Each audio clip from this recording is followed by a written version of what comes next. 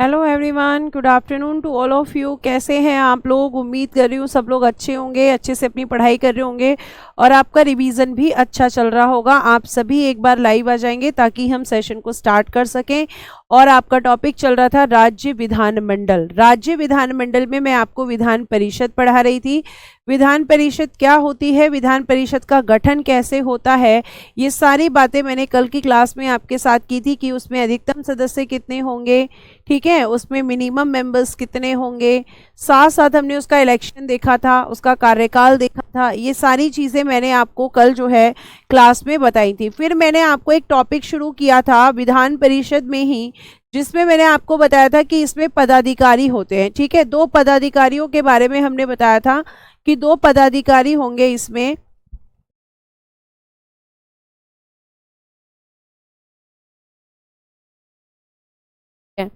Good morning Sohail, लतिश, सुमन, विशाल, गोविंद, दुर्गेश, विपेंद्र, दिलीप, कुलदीप, हिमांशु, सेवक जी, सभी को मेरी तरफ से नमस्ते, राधे राधे प्यारे प्यारे बच्चों। आज मैं आपको यहाँ पे पढ़ाने वाली हूँ सभापति और उपसभापति, जो कि मैंने कल आपको स्टार्ट कर दिया था। बताया था कि आर्टिकल 182 में कहा गया है कि एक सभापति और एक उपसभापति होंगे। इन दोनों का चुनाव विधान परिषद के सदस्य अपने में से ही करेंगे। इनका कार्यकाल भी मैंने आपको बता दिया था, ठीक है, ये भी मैंने आपको बता दिया था। देखो बेटा, अगर आप आरपीएफ के बैच में पॉलिटी की बात कर रहे हो तो पॉलिटी कवर हो जाएगी, लेकिन सारी चीजें कवर हो जाएंगी ये मैं आपसे नहीं कह सकती, ठीक है, या ये मैं आपसे नहीं कह सकती। तो आपको ध्यान रखना है कि सभापति और उपसभापति का जो कार्यकाल है वो मैंने आपको बताया था। ये दोनों आपस में एक दूसरे को अपना त्यागपत्र देते हैं, ये मैंने बताया था। और उपसभापति का कार्य क्या होता है ये भी मैंने आपको बताया था, है ना। अब मुझे आज आपको बताना है कि सभापति का कार्य क्या होता है। ये सारी चीजें मैं आपको बता चुकी हूँ, यही आपकी स्लाइड्स पे लिखी हैं। सभापति अपना त्यागपत्र उपसभापति को और उपसभापति अपना त्यागपत्र सभापति को, सभापति तथा उपसभापति को। अच्छा, ये हटाने की प्रक्रिया है, हटाने की प्रक्रिया के बारे में हम बात करेंगे, लेकिन मैंने आपको क्या क्या पढ़ा दिया था वो मैं एक बार लिख के बता देती हूँ। एक तरफ आप लिखेंगे उपसभापति, ठीक है, उपसभापति, और एक लिखेंगे सभापति। तो मैंने आपको बता दिया था कि भाई इन दोनों को चुना जाता है, इन दोनों को चूज किया जाता है। क्या किया जाएगा? इन दोनों को चुना जाएगा, इन दोनों को चूज किया जाता है। कौन चूज करता है? तो विधान परिषद के सदस्य। कौन चूज करेगा इनको? विधान परिषद के सदस्य।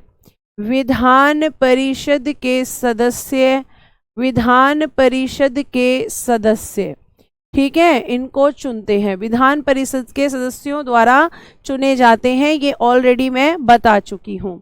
फिर मैंने बताया था कि इनका जो कार्यकाल होता है, क्योंकि दोनों इसी के सदस्य होते हैं, तो इन दोनों का ही टेन्योर 6 इयर्स का होता है, 6 वर्ष का होता है, आपको मैंने बता दिया था। त्यागपत्र की बात करते हैं तो मैंने आपको बता दिया था दोनों एक दूसरे को देते हैं, दोनों एक दूसरे को देते हैं। शॉर्ट में बता रही हूं, अब मैं एक दूसरे को देते हैं, ठीक है, एक दूसरे को देते हैं। तो ये इनका कार्यकाल हो गया। और फिर मैंने आपको क्या बता दिया था? फिर मैंने आपको बताया था कि ये आपस में एक्सचेंज करते हैं। मैम जी, यदि आपको पढ़ाने में दिक्कत है तो आप क्लास को ऑफ कर सकती हैं, आपका गला खराब है आज। नहीं हरीश चंद्र जी, मुझे कोई दिक्कत नहीं है, मैं आराम से पढ़ा रही हूँ, आप लोग आराम से पढ़िए, ठीक है, मुझे बहुत दिक्कत नहीं हो रही है। ये जो लगाया हुआ है ना, इससे मुझे रिलीफ है, तो मैं आराम से आपको पढ़ा सकती हूँ जी। ये पॉलिटी जो मैं आपको पढ़ा रही हूँ, बिल्कुल आप इसको आरपीएफ के एग्जाम के लिए भी यूज़ कर सकते हैं, कोई दिक्कत नहीं है। आगे सुनिए। हाँ, मैं बता रही हूँ क्या चल रहा था, एक बार मैं आपको सिर्फ और सिर्फ लिख के बता रही हूँ। उसके बाद मैंने आपको बताया था उपसभापति का कार्य क्या होता है। उपसभापति का कार्य तो मैं इसको आपको बोल के बता दूंगी कि जब सभापति अनुपस्थित यानी कि एब्सेंट होते हैं और उनकी पोस्ट वैकेंट यानी कि रिक्त होती है, तो उस समय उपसभापति सभापति के कार्यों को करते हैं। इनका केवल यही कार्य होता है, ठीक है, ये आपको ध्यान रखना है।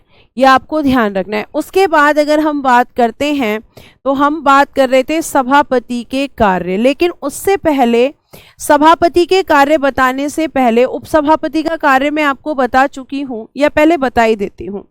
सभापति के कार्य, ठीक है, सभापति के कार्य, तो क्या कार्य होंगे? वही सारे कार्य होते हैं जो लोकसभा अध्यक्ष के होते हैं। जैसे हम ये कह सकते हैं कि पहला कार्य क्या होगा, ठीक है, देख लेते हैं एक बार, अगर लिखा हुआ है इसमें तो नहीं लिखा हुआ है, चलिए कोई बात नहीं, हम लिख लेते हैं। ये क्या करेंगे? विधान परिषद की बैठकों का संचालन, विधान परिषद की बैठकों का संचालन करते हैं, बैठकों का या बैठकों की अध्यक्षता, ठीक है, बैठकों की अध्यक्षता। और ध्यान रखना बेटा, आपको एक इंफॉर्मेशन भी देनी है मुझे कि आपकी जो 5:30 बजे मैथ्स की क्लास होती है दीपक भाटी सर की, वो आज नहीं होगी किसी कारणवश। तो दीपक भाटी सर की मैथ्स की क्लास आज नहीं होगी किसी कारणवश, आपको बता दिया है, ठीक है। विधान परिषद की बैठकों की अध्यक्षता करते हैं, यानी कि लिख सकते हो hold the chairmanship of legislative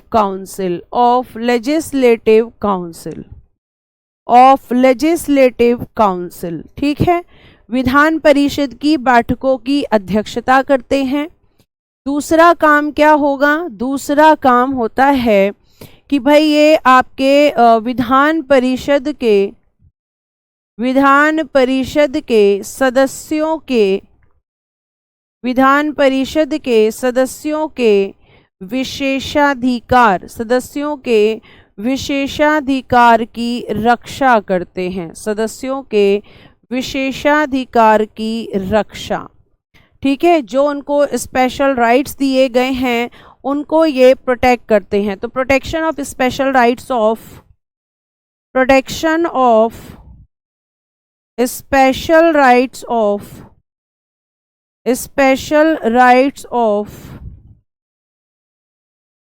members of legislative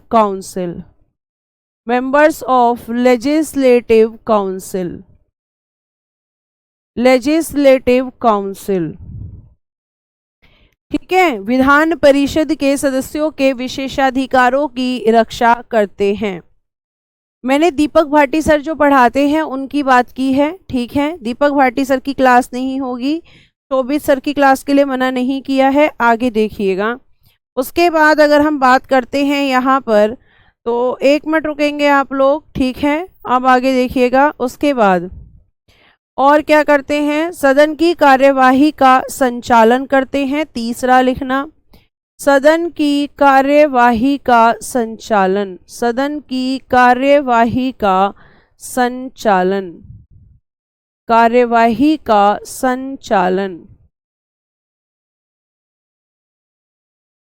ठीक है, सदन की कार्यवाही का संचालन, सदन में शांति व्यवस्था बनाए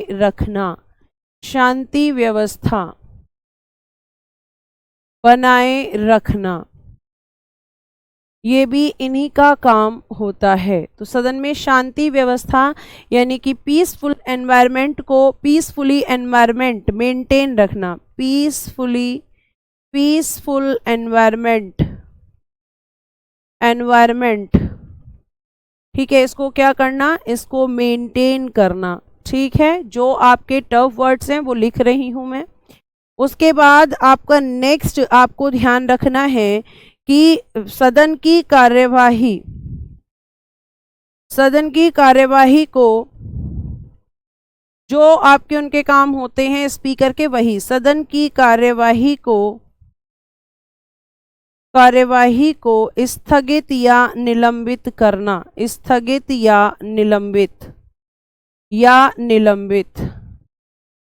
ठीक है, यानी कि सस्पेंड, निलंबित करना, सदन की कार्यवाही को स्थगित या निलंबित करना किसका काम होता है? विधानसभा के उपसभापति का। ठीक है, ये आपको ध्यान रखना है। मैम आपके नेक में क्या हो गया है, शायद आपको मैं दवाई बता दूं, मुझे बता दो। चलिए धीरज, अभी मैं क्लास की जो है क्लास के बाद में आपसे बात करती हूँ। ठीक है धीरज, आप तो भी हैं ऑनलाइन, तो क्लास के बीच में डिस्टर्ब नहीं करेंगे। भाई मैंने बता दिया है, अब आप लोग जो है बार बार इस कमेंट को ना पिन करें कि किसकी क्लास नहीं होने वाली है, नाम के साथ बताया है, तो आप लोग क्यों परेशान हो रहे हैं। आगे देखिएगा, उसके बाद आपको लिखना है किसी प्रश्न पर, या लिख सकते हैं मतदान के पश्चात परिणाम की घोषणा। मतदान के पश्चात परिणाम की घोषणा, परिणाम की घोषणा, परिणाम की घोषणा। डिक्लेयर ऑफ रिजल्ट लिख दीजिएगा, declare of result, declared of result after, after voting, after voting. ठीक है, declared of result after voting. आगे फिर देखिएगा यहाँ पर 7वां इनका काम क्या होगा। ठीक है, उसके बाद लिखिएगा, तो उसके बाद क्या लिखेंगे, निर्णायक मत, निर्णायक मत देने का अधिकार।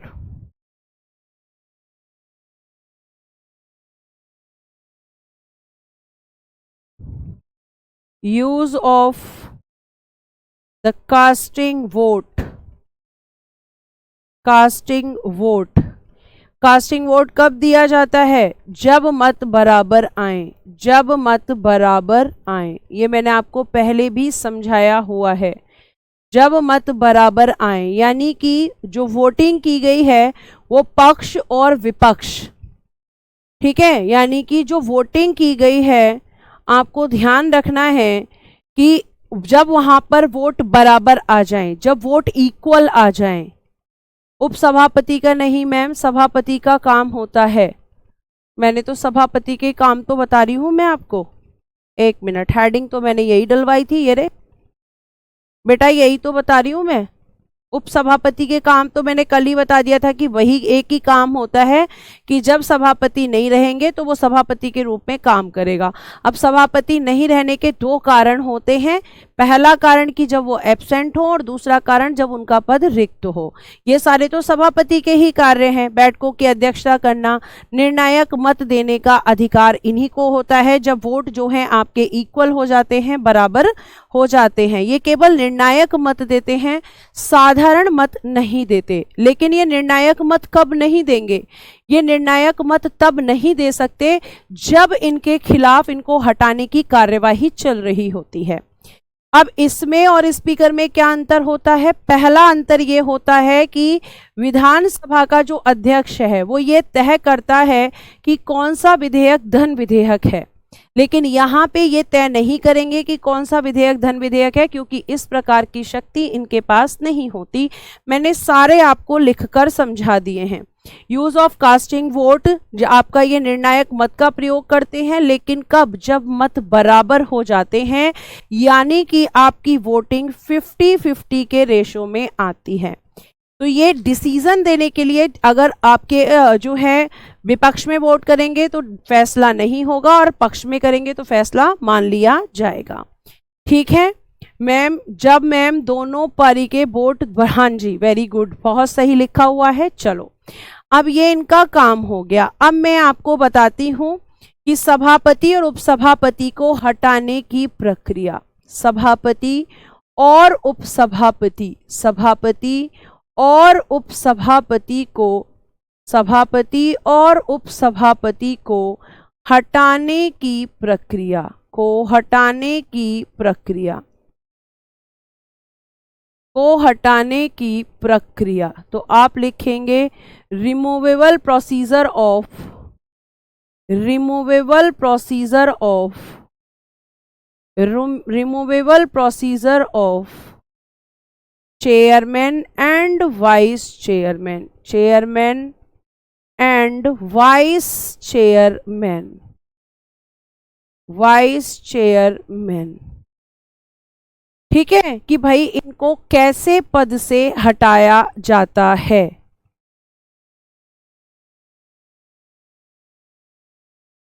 ठीक है, ये आपको ध्यान रखना है।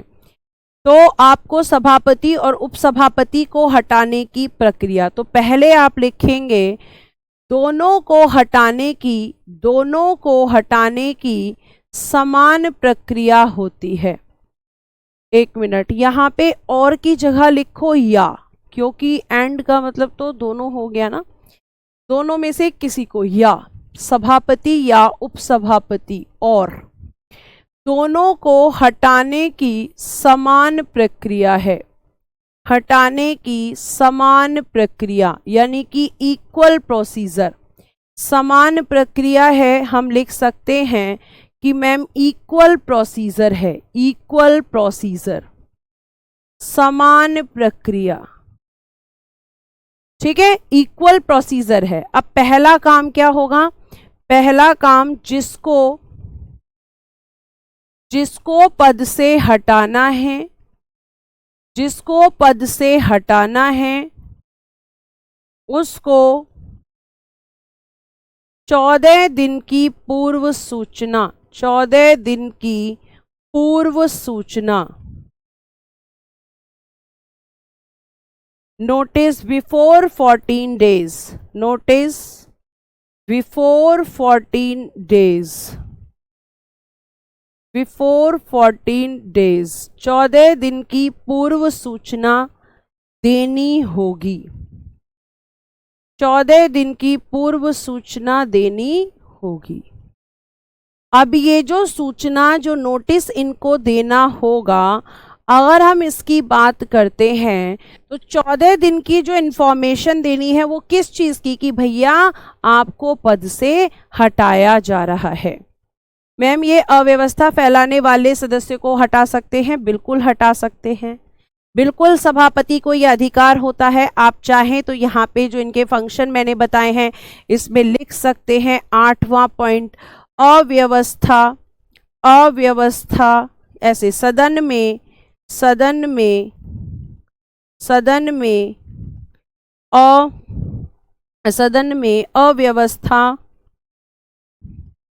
अव्यवस्था फैलाने वाले सदस्य को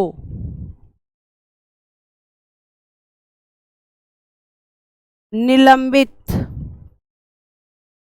यानी कि सस्पेंड,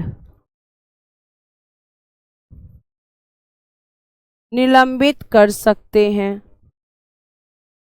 सस्पेंड कर सकते हैं।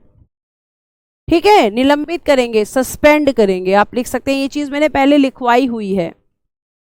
ठीक है, आगे देखिएगा मैं क्या बता रही थी। हाँ, इनको 14 दिन का नोटिस देना है। हम नोटिस देने के बाद पहला काम क्या किया जाएगा? पहला काम प्रस्ताव विधान परिषद में पेश, प्रस्ताव विधान परिषद में पेश किया जाएगा, में पेश। Introduce the motion,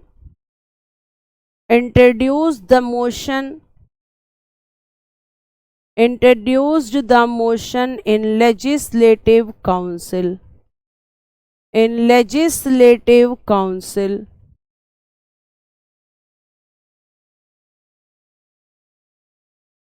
Vidhan Parishad में पेश होगा। फिर दूसरा, प्रस्ताव पर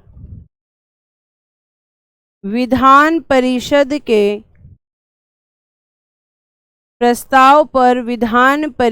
के सदस्यों द्वारा चर्चा, कि भाई जो इन पे आरोप लगाकर इनको हटाया जा रहा है क्या वो सही है या नहीं है। मैम जी इन सब में थोड़ा ही अंतर है। जी हरीशचंद्र आर्य जी लोकसभा अध्यक्ष, राज्यसभा के सभापति, विधानसभा अध्यक्ष और विधान परिषद के सभापति, इन सब के कार्यों में थोड़ा ही अंतर है, बाकी एक जैसे ही कार्य होते हैं। ठीक है, सबका कमेंट मेरे पास आ रहा है, आपको दिक्कत लेने की जरूरत नहीं। तो प्रस्ताव पर मैंने हमेशा बताया कि हमेशा पहले प्रस्ताव पेश होगा, पेश होने के बाद उस पर चर्चा होगी। तो आप क्या लिखेंगे, discussion on the motion, discussion on the motion by the members of legislative council, by the members of legislative council। और बेटा फिर आपको अच्छे से ये बात पता है कि प्रस्ताव पर चर्चा होने के बाद क्या होता है, मैम प्रस्ताव को पारित किया जाता है। थर्ड पॉइंट क्या लिखेंगे, मैम प्रस्ताव पारित होगा। अब क्या होगा, प्रस्ताव साधारण बहुमत से, प्रस्ताव साधारण बहुमत से विधानसभा सदस्यों द्वारा पारित, सॉरी विधान परिषद के सदस्यों द्वारा पारित। और जैसे ही ये पारित हो जाएगा बेटा, अगर सभापति को हटाना है तो सभापति हट जाएंगे, और उपसभापति को हटाना है तो उपसभापति हट जाएंगे।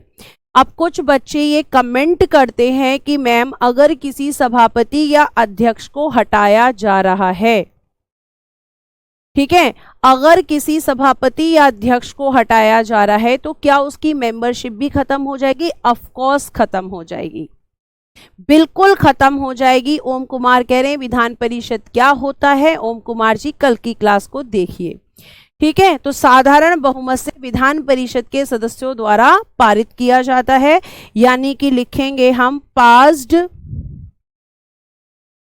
The motion by the members of legislative council, by the members of legislative council। और जैसे ही ये मोशन पास होगा, सभापति को हटाना है तो सभापति, और अगर उपसभापति को हटाना है तो उपसभापति, दोनों ही बेटा यहां से हट जाएंगे, ठीक है। ये आपको ध्यान रखना है। यही सेम प्रोसीजर मैंने आपको स्पीकर के लिए, यही सेम प्रोसीजर बताया है विधानसभा के अध्यक्ष, यही सेम प्रोसीजर, बस क्या होता है सभापति की जगह अध्यक्ष वर्ड यूज हो जाता है, विधान परिषद की जगह विधानसभा आ जाता है। बाकी हटते सब आपके सिंपल पास द मोशन, एक मिनट, पास द मोशन, एक मिनट मैंने एक चीज नहीं लिखी, pass the motion with simple majority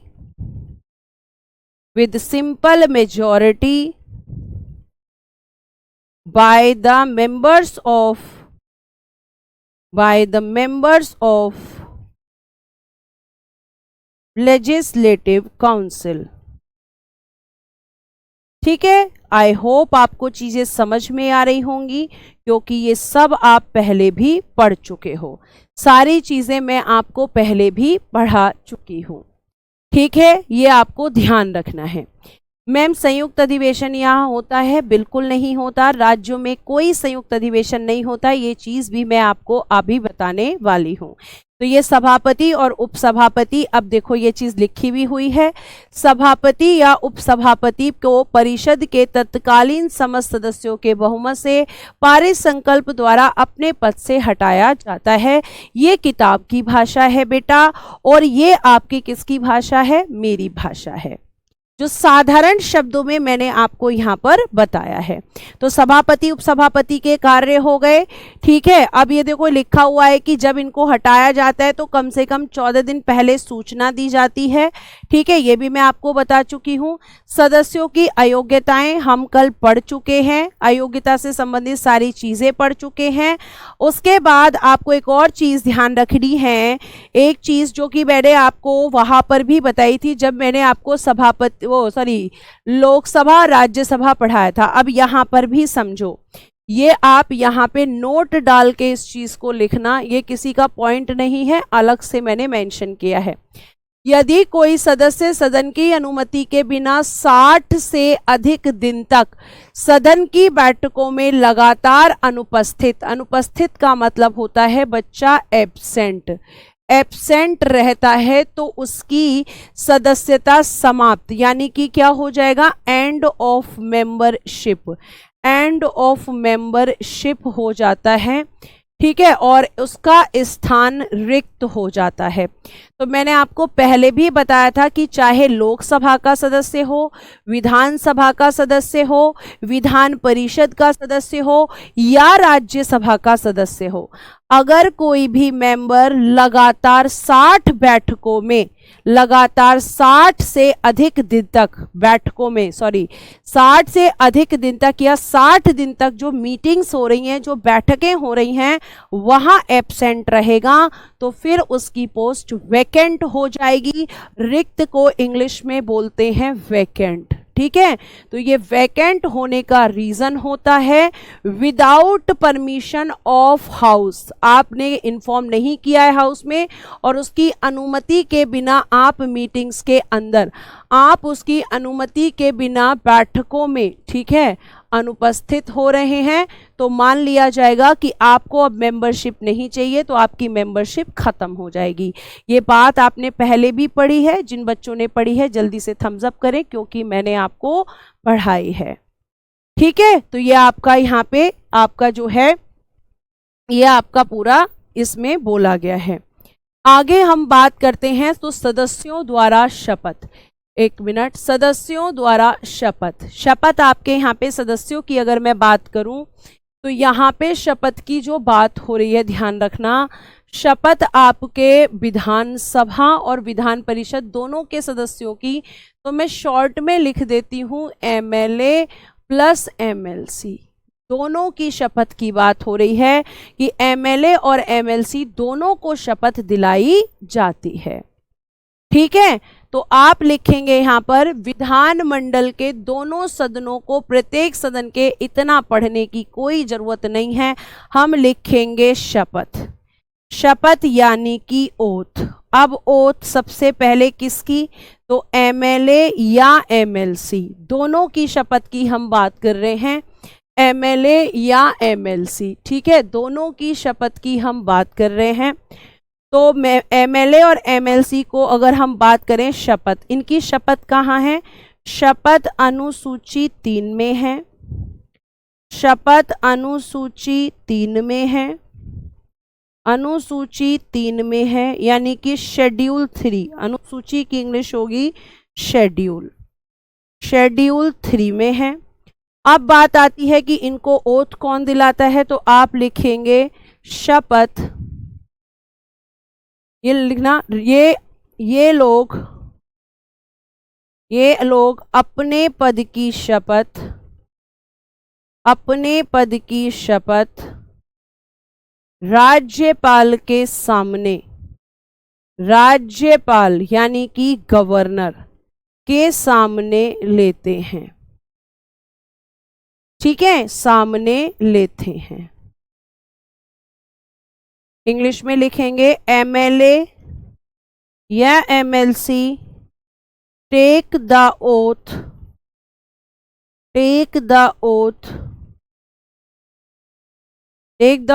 before नहीं, या फ्रंट लिखेंगे, take the oath front of governor. हो गया, बस इतना लिखना है। ठीक है, तो राज्यपाल इनको शपथ दिलाते हैं। आर्टिकल कौन सा है, आर्टिकल मेंशन कर लो, आर्टिकल 188। इतना पूरी थ्योरी लिखने की जरूरत ही नहीं है, या फिर इतना भी लिख सकते हो, शपथ MLA MLC शेड्यूल 3 राज्यपाल, खत्म। लेकिन क्योंकि अभी आप पहली बार पढ़ रहे हो तो ज्यादा शॉर्ट में लिखवाऊंगी तो भी दिक्कत होगी, है ना, इसलिए शॉर्ट भी नहीं है और बहुत लेंदी भी नहीं है। आपको PDF के बावजूद एक एक चीज मैं अपने हाथों से लिखकर समझा रही हूं, और उसका सिर्फ एक ही मोटिव है कि आप पॉलिटी को अगर पढ़ रहे हैं तो इतने अच्छे से पढ़ें कि अब आपको सिर्फ और सिर्फ रिवीजन की ज़रूरत पड़े, और बार बार कोई चीज़ अगर अपडेट हो रही है तो उसको नोट कर लेना। बाकी बहुत ज़्यादा, इससे ज़्यादा आपके एग्ज़ाम के लिए पढ़ने की ज़रूरत नहीं है। ठीक है, अब मुझे ये बताओ कि यहाँ पे आपको चीज़ें समझ में आई? अगर आई तो थम्स अप्स करो या फिर प्यारे प्यारे से मुस्कुराते हुए इमोजी भेजो। अब आपने एक और शब्द पढ़ रखा है, अधिवेशन और गणपूर्ति। मैं आपको कुछ नहीं पढ़ा रही, मुझे सिर्फ इतना बता दो कि अधिवेशन या गणपूर्ति कितनी होनी चाहिए किसी भी बैठक को, किसी भी सेशन को शुरू करने के लिए, जल्दी बता दो। पहले गणपूर्ति बतानी है आपको। क्या बताना है? गणपूर्ति कितनी होनी चाहिए। ये मैंने आपको बताया था कि गणपूर्ति कोरम हर जगह चेक किया जाता है, ये चाहे लोकसभा, चाहे राज्यसभा, चाहे विधानसभा और चाहे विधान परिषद, कहीं पर भी हो सेम कोरम होता है। कितना होता है जल्दी से बताइए प्यारे प्यारे से बच्चे, जल्दी से। मैम एमएलसी की हिंदी बताओ। Member of legislative council, Vidhan Parishad का सदस्य, हिंदी होती है। इतनी देर से लिख रही हूं और फिर भी आप पूछे। तो आपको मैंने बताया था कि कोई भी सेशन हमें स्टार्ट करना है, कोई भी अधिवेशन शुरू करना है, तो हमारे पास जो गणपूर्ति होनी चाहिए वो कितनी? 1/10 होनी चाहिए। 1/10 किसका? कुल सदस्य संख्या। कुल सदस्य संख्या का 1/10, कुल सदस्य संख्या का 1/10, total number of members into 1/10, total number of members, total number of members, total number of members. जिस हाउस की बेटा आपको सेशन बुलाना है, उस हाउस के सेशन में, उस हाउस में जितने टोटल मेंबर होंगे उनका 1/10 होता है। ये तो हो गया कोरम। और कोई भी सेशन स्टार्ट करने से पहले कोरम को चेक किया जाता है, जिसे मैंने बताया था कि कोरम को साधारण शब्दों में कह सकते हैं मिनिमम नंबर ऑफ मेंबर्स, सदस्यों की न्यूनतम संख्या हम कह सकते हैं। ठीक है, सदस्यों की न्यूनतम संख्या, यानी किसी भी बैठक को बुलाने के लिए कितने मिनिमम मेंबर्स चाहिए, इसी को हम कोरम कहते हैं। और अब आते हैं दूसरे शब्द पर, अधिवेशन। अधिवेशन जिसको हम सेशन कहते हैं, अधिवेशन यानी कि सेशन। ये मैंने आपको बताया है कि आपके जो सेशन होते हैं, ध्यान से सुनिएगा, देखो क्या लिखा है। प्रत्येक वर्ष राज्य विधानमंडल के प्रत्येक सदन के कम से कम 2 अधिवेशन होते हैं, आपको बताया हुआ है। अधिवेशन की अगर हम बात करते हैं तो चाहे आप संसद की बात करो, चाहे बेटा आप विधानमंडल यानी कि लेजिस्लेचर की बात करो, विधानमंडल यानी कि लेजिस्लेचर, चाहे संसद यानी कि पार्लियामेंट, इनमें से आप किसी की भी बात कर लो, ध्यान रखना कि इन दोनों के ही ठीक है, दोनों के ही एक वर्ष में 2 अधिवेशन अनिवार्य होते हैं। 2 अधिवेशन अनिवार्य को इंग्लिश में कहते हैं कंपलसरी। ठीक है, कंपलसरी। तो कंपलसरी सेशंस कितने होते हैं? 2 होते हैं कंपलसरी। कितने सेशंस होंगे? 2 सेशन। 2 सेशन होंगे, वो कंपलसरी होंगे। ठीक है, ये मैंने आपको पहले भी बताया हुआ है, बहुत बहुत बार बताया हुआ है। ठीक है, दोनों ही आपके कैसे होंगे? दोनों सेशंस कंपलसरी होंगे। और आपको मैंने बताया था कि फर्स्ट सेशन यानी कि प्रथम अधिवेशन और सेकंड सेशन, प्रथम अधिवेशन और क्या लिखेंगे? और एंड सेकंड सेशन, प्रथम अधिवेशन और द्वितीय अधिवेशन,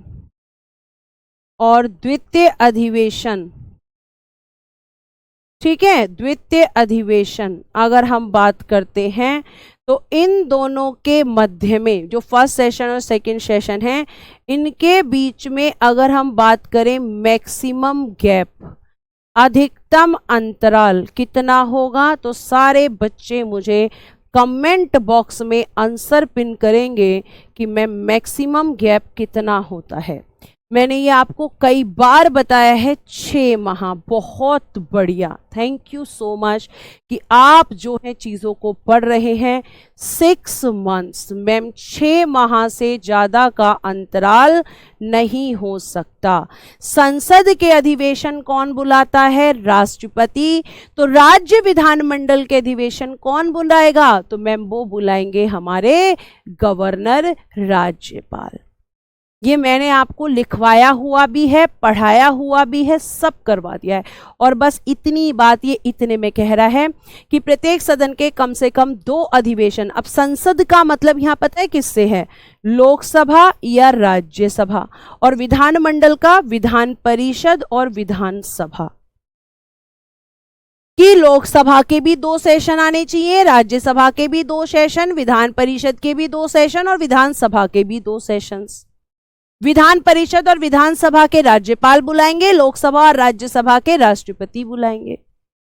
और पहली सेशन और दूसरे सेशन के में जो मैक्सिमम गैप होगा वो 6 मंथ्स का होगा। सारे बच्चों ने आंसर कर दिया है, जिसके लिए बहुत बहुत आप लोगों को जो है ऑल द बेस्ट। ऐसे ही पढ़िए, क्वेश्चंस को प्रैक्टिस करिए। कोई क्वेश्चन पॉलिटी में आपकी पहुंच के बाहर नहीं होगा अगर आपने लेक्चर को ध्यान से सुना है। ठीक है, अगला देखिए, यहां पर आगे हम बात कर लेते हैं। अब यहाँ पे गणपूर्ति में ऑलरेडी आपको बता चुकी हूँ। गणपूर्ति 10 या कुल सदस्य संख्या का 1/10 जो भी अधिक होती है। यदि इतने सदस्य उपस्थित नहीं हैं तो सभापति अधिवेशन को तब तक के लिए निलंबित कर देगा जब तक कि गणपूर्ति पूरी ना हो जाए। ये मैंने आपको बताया है कि अगर कोरम कंप्लीट नहीं होगा, चाहे वो किसी भी हाउस की बात हो, चाहे वो किसी भी सदन की बात हो, अगर कोरम कंप्लीट नहीं है तो बैठक नहीं होगी, वो अधिवेशन, वो सेशन आपका सस्पेंड कर दिया जाएगा। निलंबित को इंग्लिश में कहते हैं सस्पेंडेड, कि सस्पेंड कर देंगे, निलंबित कर देंगे, मतलब कुछ समय के लिए अधिवेशन को रोक देंगे जब तक गणपूर्ति पूरी नहीं होगी। गणपूर्ति का मतलब होता है कि सदन की बैठक होने से पहले सदन में न्यूनतम सदस्यों की संख्या को देखना। ये देखना कि हम बैठक कर सकते हैं या नहीं कर सकते, ये सब बेटा मैंने आपको पहले भी बताया हुआ है। आगे देखिए, जो रेगुलर क्लास कर रहे हैं उनके लिए ये बहुत इजी है सब कुछ। अब हम बात करेंगे कि राज्यों में कानून कैसे बनता है, राज्यों में कैसे आपके कानून बनते हैं, जिसको हम कहते हैं लेजिस्लेटिव प्रोसीजर। इस लेजिस्लेटिव प्रोसीजर को बताने से पहले मैं आपको थोड़ा सा कुछ बताना चाहूंगी, और बताना ये चाहूंगी कि जिस तरीके से संसद होती है वैसे ही विधानमंडल होता है। विधानमंडल होता है जिसको हम लेजिस्लेचर कहते हैं। और जब हम बेटा विधानमंडल की बात करेंगे तो विधानमंडल में कहीं कहीं, मतलब अगर हम बात करें तो विधानमंडल 6 राज्यों में, 6 राज्यों में पहले बात करो, 6 राज्यों में कैसा विधानमंडल है? तो मैम 6 राज्यों में इसमें विधानसभा है, ठीक है, यानी कि लेजिस्लेटिव असेंबली है इसके अंदर। लेजिस्लेटिव असेंबली, ध्यान से सुनो, 6 राज्यों का नाम भी दोबारा लिख दूंगी, वैसे तो 6 राज्यों का नाम आप लिखो। दूसरा इसमें होता है विधान परिषद। विधान परिषद यानी कि लेजिस्लेटिव काउंसिल, लेजिस्लेटिव काउंसिल। और एक होते हैं इसमें गवर्नर यानी कि राज्यपाल। ये होते हैं 6 राज्य। कौन कौन से हैं? किसी ने आंसर लिखा है? अभी तक नहीं लिखा है। तो आपको ध्यान रखना है कि 6 राज्य हैं। एक तो आपका यूपी और बिहार हो गया, आंध्र प्रदेश हो गया, ठीक है, आंध्र प्रदेश हो गया, तेलंगाना हो गया, तेलंगाना हो गया, महाराष्ट्र हो गया, और बेटा कर्नाटक। इन 6 राज्यों में जब कानून बनेगा तो ये तीनों मिलकर बनाएंगे, क्योंकि विधान परिषद केवल 6 राज्यों में है। इसमें धन विधेयक है, इसमें 2 विधेयक पढ़ेंगे आप, धन विधेयक, और एक पढ़ेंगे आप, क्या पढ़ेंगे आप, पढ़ेंगे धन विधेयक के साथ साधारण विधेयक। यहाँ पे संविधान संशोधन विधेयक नहीं होगा, क्योंकि संविधान में संशोधन करना संसद का अधिकार है, राज्यों को वहां पे कोई अधिकार नहीं है। ठीक है, ये आपको ध्यान रखना है। तो ये आपकी चीजें हैं। विधानमंडल किसमें है? 6 राज्यों में केवल विधान परिषद है, इसलिए इन राज्यों में विधानमंडल ऐसा होगा, मतलब ये तीनों मिलकर कानून बनाएंगे। ठीक है, उसके बाद अगर हम बात करें कि आपके जो बाकी बचे 22 राज्य, जिसमें मध्य प्रदेश आएगा, केरला आएगा, और आपका जो है क्या कहते हैं राजस्थान आएगा, तो यहाँ का विधानमंडल कैसा होगा?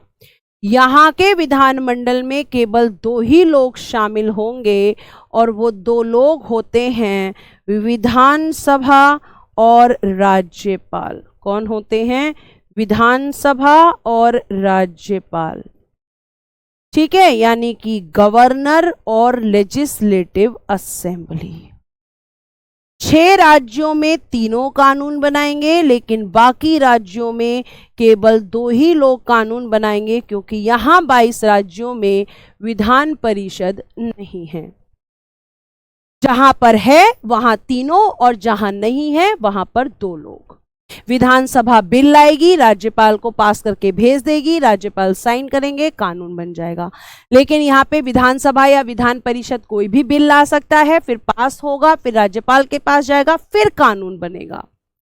तो ये 2 तरीके से यहाँ पे चीजें होती हैं, क्योंकि वह यहाँ पे विधान परिषद नहीं है। और विधान परिषद क्यों नहीं है? क्योंकि विधान परिषद का गठन करना या ना करना संसद का काम होता है, लेकिन संसद को कौन कहता है? विधानसभा कहती है। जब विधानसभा संसद से कहेगी तभी संसद ऐसा करेगी। ठीक है, बताया हुआ है। अब लेजिस्लेटिव प्रोसीजर समझो। देखो क्या लिखा है। आर्टिकल 196 से लेकर आर्टिकल 207, ठीक है, क्या लिखा है? 207 राज्य विधानमंडल की विधायी प्रक्रिया के बारे में है। विधायी प्रक्रिया के आधार पर विधेयकों को 2 वर्गों में विभाजित किया जा सकता है। वो 2 वर्ग कौन से हैं? तो पहला होता है साधारण विधेयक। कौन सा होगा? साधारण विधेयक, जिसको बेटा हम बोलते हैं ऑर्डिनरी बिल। ऑर्डिनरी बिल, यह आपको ध्यान रखना है। साधारण विधेयक को पहले हम पढ़ लेते हैं कि भैया साधारण विधेयक जो होता है, जम्मू कश्मीर में भी थी विधान परिषद, पहले थी, अब नहीं है। विधानसभा तो अब भी है बेटा प्रवेश जी। विधानसभा 28 के 28 राज्यों में है, लेकिन विधान परिषद केवल 6 राज्यों में है। ठीक है, अब देखो साधारण विधेयक, ऑर्डिनरी बिल। जब हम ऑर्डिनरी बिल या साधारण विधेयक की बात करते हैं, तो आपको एक चीज मैं बता देती हूं, यहां लिखी हुई है अगली स्लाइड पर कि देखो 2 बिल है, साधारण विधेयक और धन विधेयक। इसको इंग्लिश में कहेंगे मनी बिल, और साधारण विधेयक को क्या कहेंगे? जो मैंने अभी पीछे लिखकर बताया, ऑर्डिनरी बिल। Ordinary bill. अब सबसे पहले हम ऑर्डिनरी बिल को ही पढ़ेंगे। देखना, साधारण विधेयक की प्रक्रिया, ठीक है, क्या लिखा हुआ है? साधारण विधेयक की प्रक्रिया। इंग्लिश लिखो, procedure of ordinary bill. Procedure of ordinary bill. Of ordinary bill. देखिए आगे, साधारण विधेयक को विधानसभा या विधान परिषद दोनों सदनों में से किसी भी सदन में प्रस्तुत किया जा सकता है। मैंने आपको बताया, संसद में भी यही बताया कि अगर कोई विधेयक साधारण विधेयक है तो संसद में भी आपने देखा कि लोकसभा या राज्यसभा कहीं पर भी पेश हो सकता है। और यहां पर भी साधारण विधेयक की जब हम बात कर रहे हैं तो यहां पर भी ऑर्डिनरी बिल, साधारण विधेयक विधानसभा या विधान परिषद कहीं पर भी पेश हो सकता है, कहीं पे भी पेश कर सकते हैं, लेकिन थोड़ा अंतर होगा बेटा, थोड़ा अंतर होगा। और वो अंतर मैं आपको यही बताऊंगी। जैसे अगर मैं यहां लिखूं साधारण विधेयक, तो हमारा सबसे पहला प्रश्न ये होता है साधारण विधेयक को लेकर या ऑर्डिनरी बिल को लेकर कि क्या विधानसभा और विधान परिषद को समान शक्ति है। तो यहां लिखना कि इस विधेयक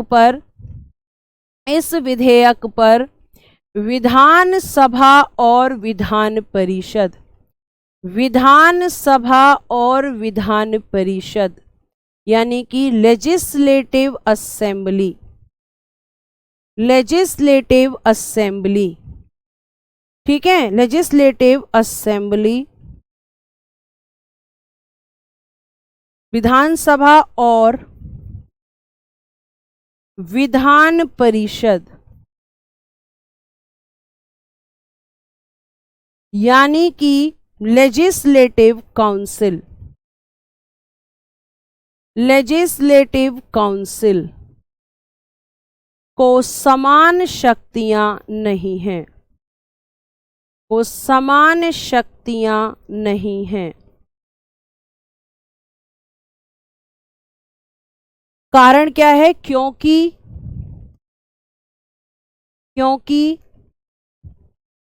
क्योंकि विधानसभा,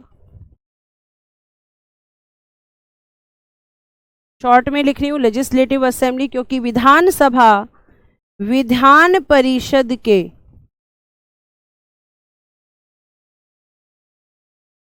यानी लेजिस्लेटिव काउंसिल विधान परिषद के साधारण विधेयक को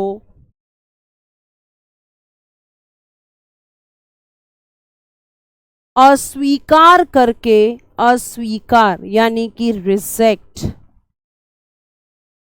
रिजेक्ट, अस्वीकार करके समाप्त कर सकती है,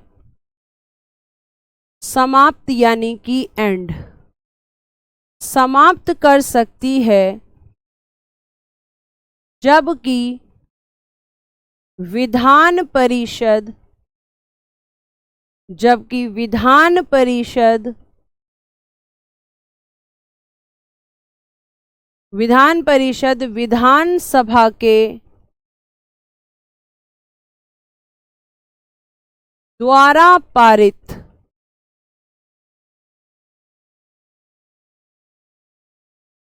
द्वारा पारित विधेयक को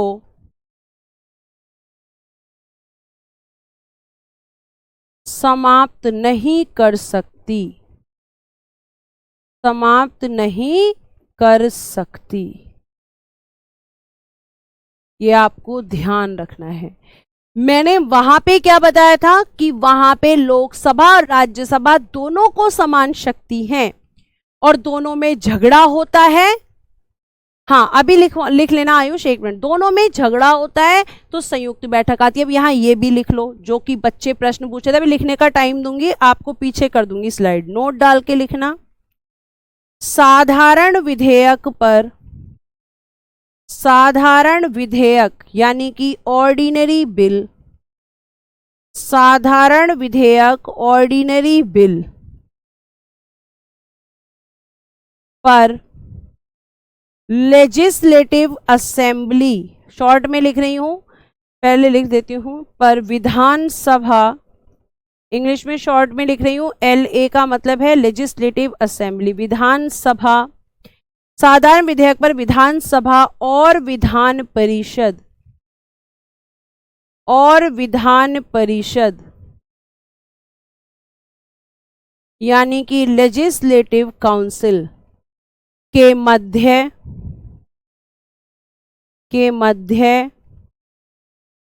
झगड़ा, मतलब डिस्प्यूट, ऐसे लिखेंगे कि मध्य विवाद, मध्य विवाद यानी कि डिस्प्यूट होने पर संयुक्त बैठक यानी कि जॉइंट सेशन, संयुक्त बैठक यानी कि जॉइंट सेशन नहीं बुलाई जाती है। और इसका कारण है कि विधानसभा यहाँ पे साधारण विधेयक पर भी पावरफुल होती है, लेकिन राज्यों में स्थिति ऐसी नहीं है। राज्यों में विधानसभा साधारण विधेयक पर भी पावरफुल है, क्योंकि आप देख रहे हो कि मैंने पीछे लिखा है क्योंकि जो आपकी विधानसभा है विधान परिषद के साधारण विधेयक को अस्वीकार करके समाप्त कर सकती है, जबकि विधान परिषद विधानसभा के द्वारा पारित विधेयक को समाप्त नहीं कर सकती। यानी कि फाइनली डिसीजन कौन लेता है? विधानसभा। और आपको मैं कल की क्लास में ये बताऊंगी कि आपके जो विधेयक, साधारण विधेयक जो है, जब ये पेश होता है तो पहले पेश करेंगे हम इसको विधान परिषद में और फिर पेश करेंगे हम इसको विधानसभा में। दोनों तरीके से मैं आपको समझाऊंगी। और उसके बाद आप ध्यान रखिएगा, फिर हम मनी बिल पढ़ेंगे, आपका ये चैप्टर खत्म हो जाएगा। और कल ही मैं शुरू करूंगी लोकल सेल्फ गवर्नमेंट, स्थानीय सरकारें, जिसमें हम पढ़ेंगे नगर पालिका और पंचायत के बारे में। जितना आपके एग्जाम में क्वेश्चन आता है उतना मैं आपको वहां पढ़ाऊंगी। तो आज के लिए हम इतना ही करते हैं, बाकी की चीजें हम करेंगे नेक्स्ट क्लास में। आज के लिए आई होप आपको चीजें समझ आई होंगी। रिवीजन करते रहिए कॉन्टिन्यूसली, ठीक है। मैम पॉलिटिकल की क्लास कब तक पूरी होगी? जल्दी ही पूरी कर लेंगे। अभी मेरी तबीयत खराब थी, वरना तो अभी आपका बहुत सारा सिलेबस निपट गया होता। स्थानीय सरकार पढ़ा के फिर मैं आपको सुप्रीम कोर्ट, हाई कोर्ट पढ़ाऊंगी। देन मैं आपको संघ लोक सेवा आयोग और राज्य लोक सेवा आयोग पढ़ाऊंगी, राजभाषा पढ़ाऊंगी और आपका क्या कहते हैं, इलेक्शन कमीशन पढ़ाऊंगी। उसके बाद आपका सिलेबस खत्म। आप आराम से फिर अपना रिवीजन, और आपकी शेड्यूल्स बची हुई हैं भी, अनुसूचियां वो पढ़ानी बाकी हैं, तो वो भी मैं आपको पढ़ाऊंगी। पूरा सिलेबस जब हो जाएगा तभी मैं क्लास का एंड करूंगी, ऐसा नहीं कि आधा अधूरा सिलेबस करा के एंड कर दूं। तो आज के लिए धन्यवाद। Thank you so much. Bye bye, take care and good day everyone.